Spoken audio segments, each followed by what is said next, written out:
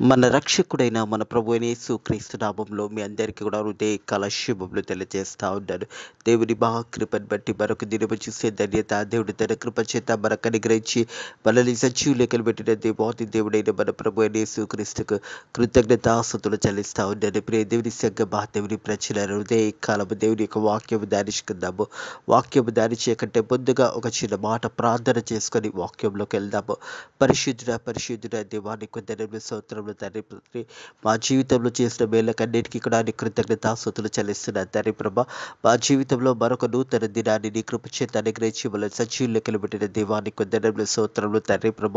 హృదయ కలం తండ్రి నీ వాక్యము ధ్యానించబోతుండగా వాక్యము ద్వారా మా అందరితో మాట్లాడి మనల్ని బలపరిచి దీవించి ఆశీర్వదించమని నజరుడైన యేసుక్రీస్తు నామములో ఈ ప్రార్థనని వేడుకుంటున్నాము తండ్రి. ఆమేన్. దేవునికి మహిమ ఘనత చెందునుగాక. ప్రియ దేవుని సంగమా, దేవుని ప్రజలారా, హృదయ కలం అపోస్తుడైన పౌలు తిమోతికి రాసిన 2వ పత్రిక 3వ అధ్యాయము 1వ వచనం నుంచి 9వ వచనం వరకు వాక్య భాగాన్ని ధ్యానించబోతా ఉన్నాము.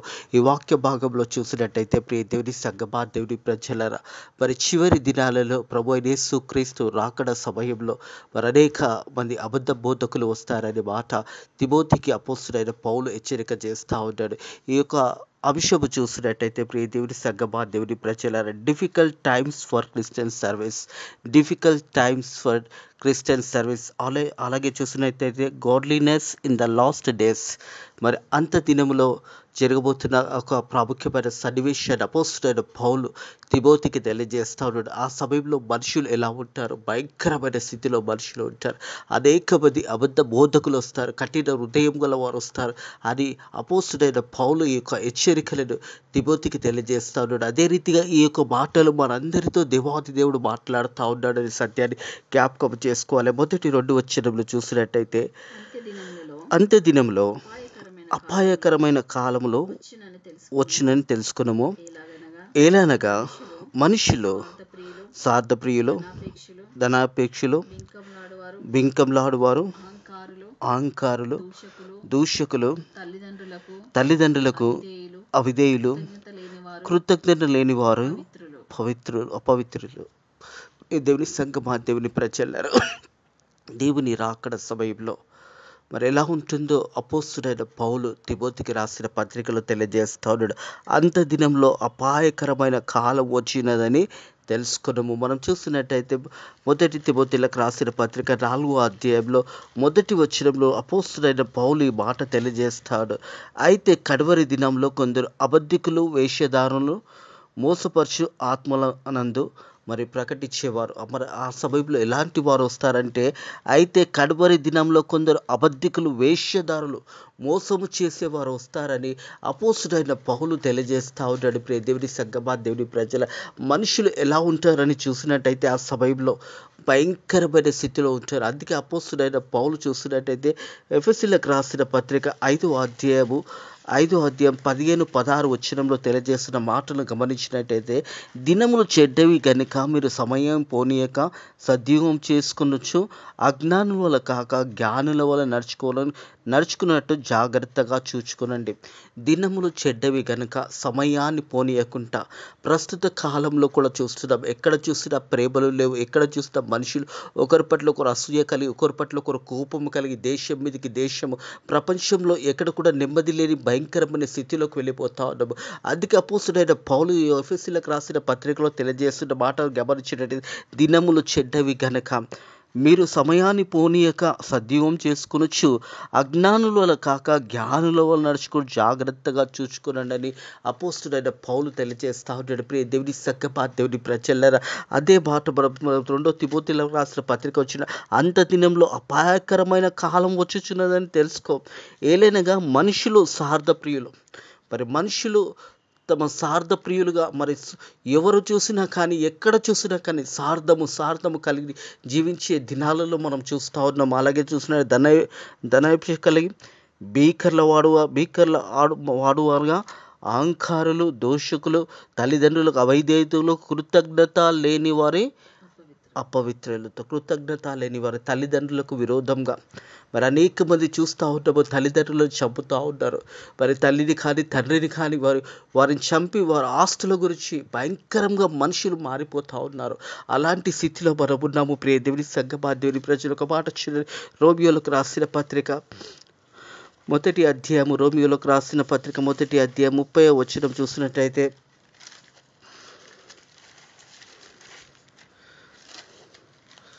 రోమియోలకు రాసిన పత్రిక మొదటి అధ్యాయము 30వ వచనము.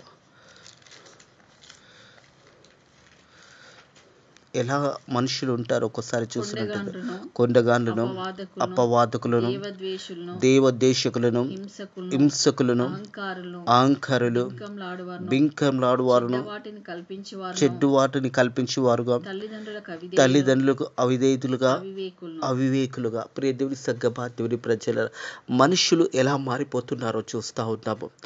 సొంత కొడుకు కానీ సొంత బిడ్డ కానీ మరి తల్లిదండ్రుల మీద వారి అవిధేయులుగా మరి వారిని చంపడానికి కూడా వెనుకాడని భయంకరమైన స్థితిలో ఉన్నాము.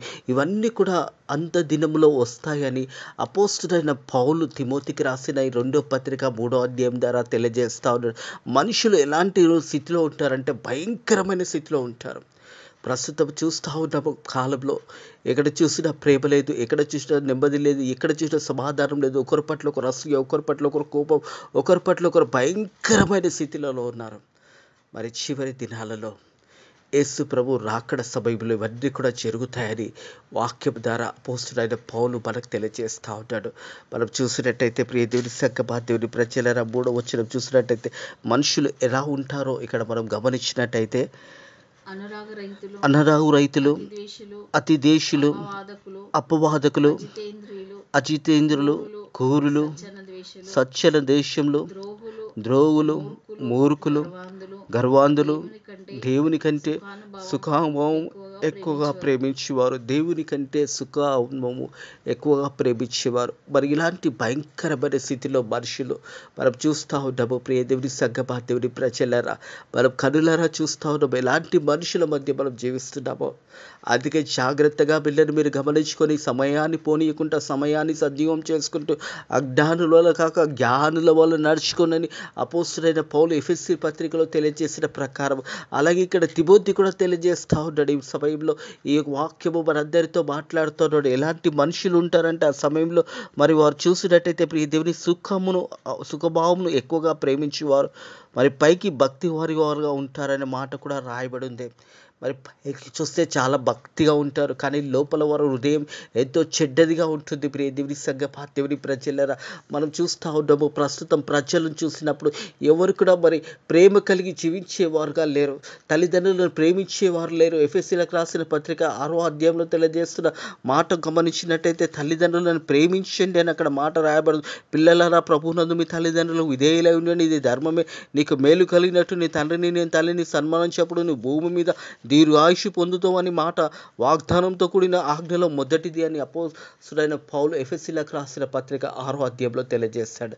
కానీ ప్రస్తుతం చూసినట్టయితే తల్లిదండ్రులకు విషయంలో వాళ్ళు ఎలా ఉన్నారంటే అవిధేయులుగా ఉన్నారు, కృతజ్ఞత లేని వారిగా ఉన్నారు, అపవిత్రులుగా ఉన్నారు. మరి తల్లిదండ్రులను గౌరవించవలసిందని దేవుని వాక్యం తెలియజేస్తుంది. 10 ఆజ్ఞలలో ఒక ఆజ్ఞ కూడా తెలియజేస్తుంది, తల్లిదండ్రులను సన్మానించమును భూమి మీద దీర్ఘాయుష్మంతుడు అవుతామని వాక్యం తెలియజేస్తే వాక్యానుసారంగా ఎవరు కూడా జీవించలేని భయంకరమైన స్థితిలో ఉన్నారు. వారందరూ కూడా ఎలాంటి స్వభావములు కలిగి ఉన్నారో చూసినట్టయితే మరొకసారి 3వ వచనం చూసినట్టయితే 2 తిమోతిలకు రాసిన పత్రిక, అనరాగు రైతులు, అతిదేశులు, అపవాదకులు, అజితేంద్రులు, క్రూరులు, సజ్జన దేశులు, ద్రోవులు, మూర్ఖులు, గర్వాంధులు, దేవుని కంటే సుఖానుభవమును ఎక్కువగా ప్రేమించు. 4వ వచనము, పైకి భక్తి గల వారుగా ఉండి దాని శక్తిని ఆశ్రయించిన వారి అందరూ ఇట్టి వారికి విముక్తుడమై ఉండుము. ఈ మాటలు మనకు కూడా తెలియజేస్తూ ఉన్నాడు. మరి ఇట్టి మాటలను ఇట్టి వారి విషయంలో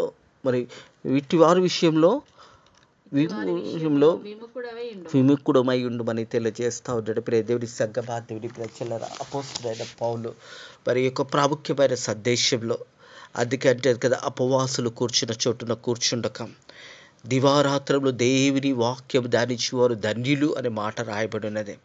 మనం ఎక్కడ నిలిచున్నామో, ఎక్కడ కూర్చుంటున్నామో మనల్ని మనం పరిశోధించుకోవాలని మాట జ్ఞాపకం చేసుకోవాలని ప్రభు పేరిట తెలియజేస్తాడు. అందుకే తిమోతికి తెలియజేసిన మాటను ఒకసారి గమనించినట్టయితే, మరి 2 తిమోతిలకు రాసిన పత్రిక 2:22 నీ యవ్వనొచ్చుల నుంచి పారిపోము, పవిత్ర హృదయం గల ప్రభువుకు ప్రార్థన చేయు వారితో నీతి, విశ్వాసము, ప్రేమను, సమాధానము వెంటాడము. మనము విశ్వాసుల మధ్య, దేవుని బిడ్డల మధ్యలో జీవించాలి. ఎక్కడైతే విశ్వాసులు ఉంటారో, ఎక్కడైతే ప్రార్థన ఉంటుందో, ఎక్కడైతే దేవుని యొక్క చిత్తానుసారంగా విశ్వాసులుగా ఉన్న బిడ్డల మధ్యలో మనం ఉండాలి. మనం చూసినట్టయితే మరి అపోస్తుడైన పౌలు తెలియజేసిన మాట 4వ వచనం మరొకసారి గమనించినట్టయితే, 3వ అధ్యాయం 4వ వచనం ఒకసారి గమనించిన, ద్రోగులు, మూర్ఖులు, గ్రవాంధులు దేవుని కంటే సుఖభావం ఎక్కువగా ప్రేమించేవారు, పైకి భక్తి వారుగా ఉండి దాని శక్తిని ఆశ్రయించని వారై ఉందురు. ఇట్టి వారికి విముఖుడమై ఉండు. ఇట్టి వారి విషయంలో దూరంగా ఉండాలని దేవుని యొక్క వాక్యం తెలియజేస్తూ ఉన్నది. ప్రియ దేవుని సంగమా, దేవుని ప్రజలరా, వాక్యం వింటున్న మనం అందరం కూడా యథార్థంగా, సత్యంగా మనం జీవించాలి. ఎందుకంటే అపోస్తుడైన పౌలు మొదటనే తెలియజేస్తారు, అంత దినంలో అపాయకరమైన కాలం వచ్చుచున్నది తెలుసుకున్నాము. అంత దినంలో అపాయకరమైన కాలం వస్తున్నది. ఎక్కడ చూసినా మనుషులు వారి యొక్క హృదయాలు చూసినట్టయితే నటన జీవితాలు, పైకి ఒక రూపంగా ఉంటారు, కానీ లోపల వారికి అసూయ, కోపము ఇవన్నీ కూడా కలిగి ఉంటారు. వారిలో ఏ మాత్రం కూడా ఇంత కూడా ప్రేమ ఉండదు. నటన ప్రేమను నటించేవారు చాలామంది మనకు కనిపిస్తూ ఉంటారు. వారి పట్ల జాగ్రత్తగా ఉండు. మరి అబద్ధ బోధకుల పట్ల జాగ్రత్తగా ఉండు. అనేక మాటలు చెప్పేవారు వస్తారు. అనేక సూచనలు మేమే చేస్తున్నాము, మేమే అద్భుతాలు చేస్తున్నాం, మేమే అన్నీ చేస్తున్నామని చెప్పేవారు ఎంతోమంది మనకు ఎదురవుతారు. వారి పట్ల జాగ్రత్తగా ఉండుమని అపోస్తుడైన పౌలు తెలియజేస్తూ ఉన్నాడు. 5వ వచనం 6వ వచనం చూసినట్టయితే, పాపభరితులై నానా విధములైన దురాశల వలన నడిపించబడి ఎల్లప్పుడూ నేర్చుకొనుచున్న సత్య విషయమైన అనుభవ జ్ఞానము ఎప్పుడూ పొందలేని అవివేక స్త్రీల యొక్క ఇళ్ళలో వచ్చి వారిని చెరపట్టుకొని పోవారు వీరిలో చేరిన వారు. ప్రియ దేవుని సంగమా, దేవుని ప్రజలరా, వాక్యం అనేది ఏ దేవాది దేవుడు మనతో మాట్లాడుతున్నప్పుడు ఆ వాక్యాన్ని శ్రద్ధగా వినాలి.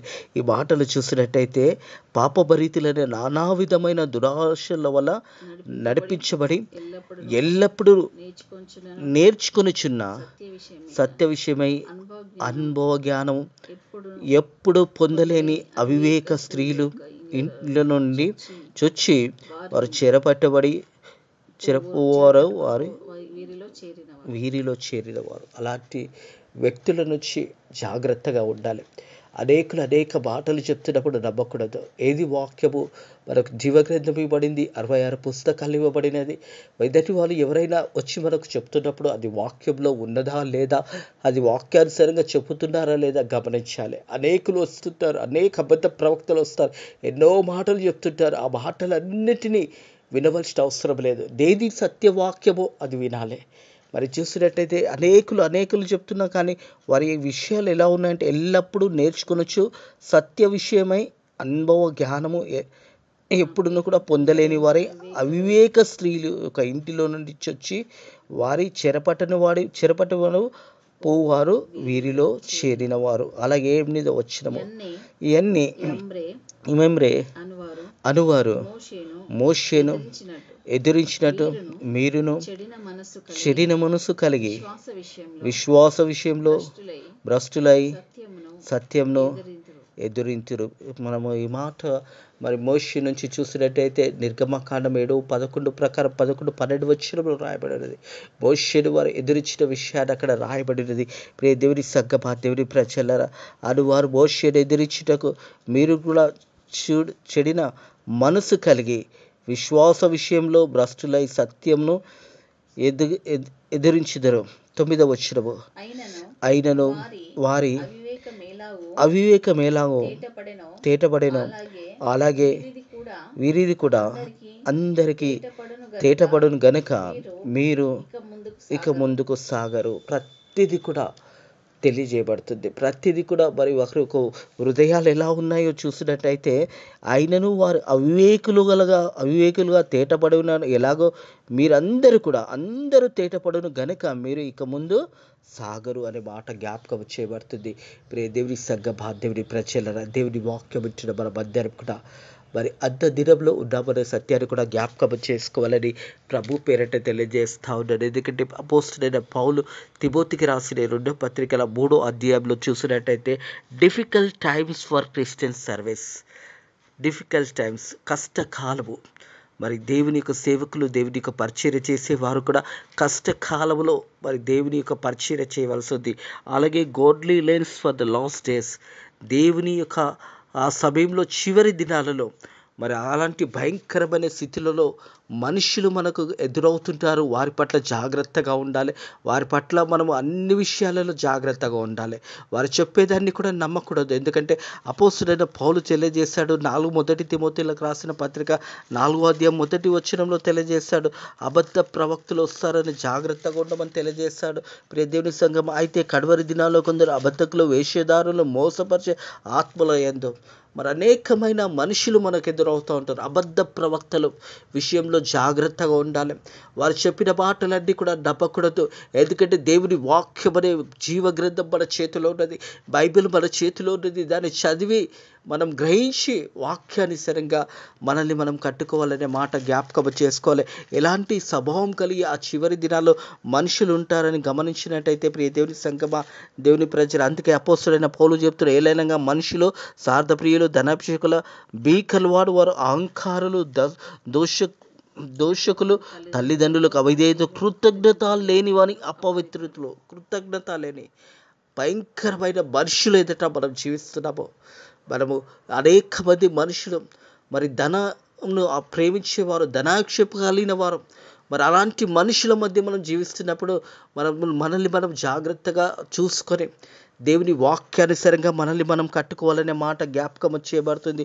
ప్రియ దేవుని సంగమా, దేవుని ప్రజల, కృతజ్ఞత లేనివారు, తల్లిదండ్రులకు అవిధేయకులు, ఇలాంటి మనుషుల మధ్య మనం జీవిస్తున్నప్పుడు వాక్యమేదో సత్యమేదో వాక్యానుసారంగా వాక్యాన్ని తెలుసుకొని మరి జీవించాలనేది అపోస్తలుడైన పౌలు తిమోతికి తెలియజేస్తూ ఉంటాడు. అదే రీతిగా ఈ వాక్యము మనందరికీ కూడా తెలియజేస్తుంది. ఒక కష్టకాలం వస్తుంది.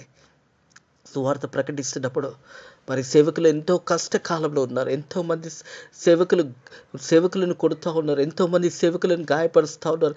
ఎంతోమంది మరి సంఘాలను కూర్చివేసి భయంకరమైన స్థితిలో మనము ఉంటూ ఉన్నాము. ఆయన కానీ ఇవన్నీ కూడా వస్తాయని దేవుడు ముందుగానే మనకు తెలియజేశాడు. ఇలాంటి కష్టకాలం వస్తుంది, ఇలాంటి పరిస్థితులు వస్తాయి. కాబట్టి మీరు జాగ్రత్తగా చూసుకొని దేవుని వాక్యాన్ని సరిగ్గా మీరు కట్టుకోండి అని వాక్యం తెలియజేస్తుంది. కాబట్టి ఈ కష్టకాలంలో, ఈ శ్రమకాలంలో, ఈ అంత దినంలో నిన్ను భద్రపరుచుకొని దేవుని వాక్యానుసారంగా నిన్ను కట్టుకొని బలమైన లోతైన పునాదిలో నిన్ను నిర్మించుకున్నట్టయితే ఇలాంటివన్నీ వచ్చినా కదలపడకుండా నిలబడగలుగుతాము. మన పునాది, ఆత్మీయ పునాది అనేది బలమైనదిగా, లోతైన పునాదిగా ఉంటే మరి వరద వచ్చినా, తుఫాను వచ్చినా, గాలి వచ్చినా, ఏది వచ్చినా కానీ, ఏ సమస్య వచ్చినా, ఏ కష్టం వచ్చినా, ఏ దుఃఖం వచ్చినా, ఏ బాధ వచ్చినా అవిట్లను ఎదిరించి నిలబడగలిగే ఆ బలమైన పునాదిలో నువ్వు ఉన్నట్టయితే మనకి ఏ అపాయం కూడా రాదు అనే సత్యాన్ని జ్ఞాపకం చేసుకోవాలి. ఒకటి మాత్రం గమనించాలి, అంత దినంలో మనం ఉన్నాము అనే సత్యాన్ని జ్ఞాపకం చేసుకోవాలి. యేసు ప్రభు రాకడ సమీపంలో మనం ఉన్నాము. ఎక్కడ చూసినా మనం చూస్తున్నాము, ప్రపంచంలో దేశం మీదకి దేశము, ప్రజల మీదకి ప్రజలు, మరి వారందరూ కూడా ఒకరి పట్ల ఒకరు కోపము కలిగి దేశం మీదకి దేశము యుద్ధంలో జరుగుతున్న ఇజ్రాయెల్ దేశంలో చూస్తున్నాము. ఇజ్రాయెల్ దేశంకి అనేక దేశాలు, చుట్టుపక్కల ప్రదేశాలన్నీ కూడా ఇజ్రాయెల్ మీద యుద్ధం చేయడానికి వారు వస్తూ ఉన్నారు. ఇజ్రాయెల్ చిన్న దేశమే కానీ అది దేవుని చేత ఆశీర్వదించబడింది. ఎంతమంది యుద్ధం చేసినా కానీ ఇజ్రాయెల్ని ఓడించడము అసాధ్యము. ఎందుకంటే దేవుని ఆశీర్వాదం ఆ స్థలం మీద ఉన్నది. మరి ఈరోజు చూస్తూ ఉన్నాము, ఇజ్రాయెల్ దేశం మీదకి ఇరాన్ కానీ అలాగే చుట్టూ ఉన్న ప్రాంతాలు కానీ యుద్ధానికి వస్తున్నా కానీ ఇజ్రాయెల్ దేశంలో ఉన్నవారు వారు భయపడకుండా యుద్ధానికి ముందు పోతా ఉన్నారు. ఎందుకంటే దేవుని వాక్యం తెలియజేస్తూ ఉన్నది. ప్రియ దేవుని సంగమా, దేవుని ప్రజలరా, చివరి దినాలలో మనం ఉంటాము.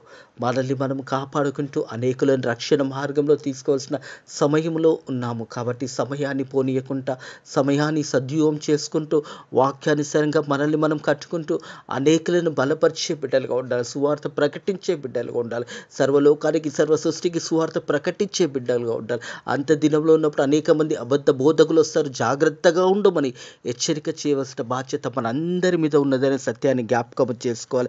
ఎందుకంటే దేవుని వాక్యం తెలియజేస్తూ అంత దినంలో అపాయకరమైన కాలం వచ్చుచున్న తెలుసుకొనము. ఎలాగైనా మనుషుల స్వార్థప్రియులు, ధనాభిషేకులు, బీకలవాడు, అహంకారులు, దోషకులు, తల్లిదండ్రులకు అవిధేయతలు, కృతజ్ఞత లేనివారు, అపవిత్రులుగా వీరందరూ కూడా వస్తున్నారు. కాబట్టి ఇటు విషయంలో మనం కూడా జాగ్రత్తగా ఉండి ఏది నిజమైన వాక్యమో తెలుసుకొని ఎవరైనా వచ్చి ఏ మాటలు చెప్పినా నమ్మకూడదు.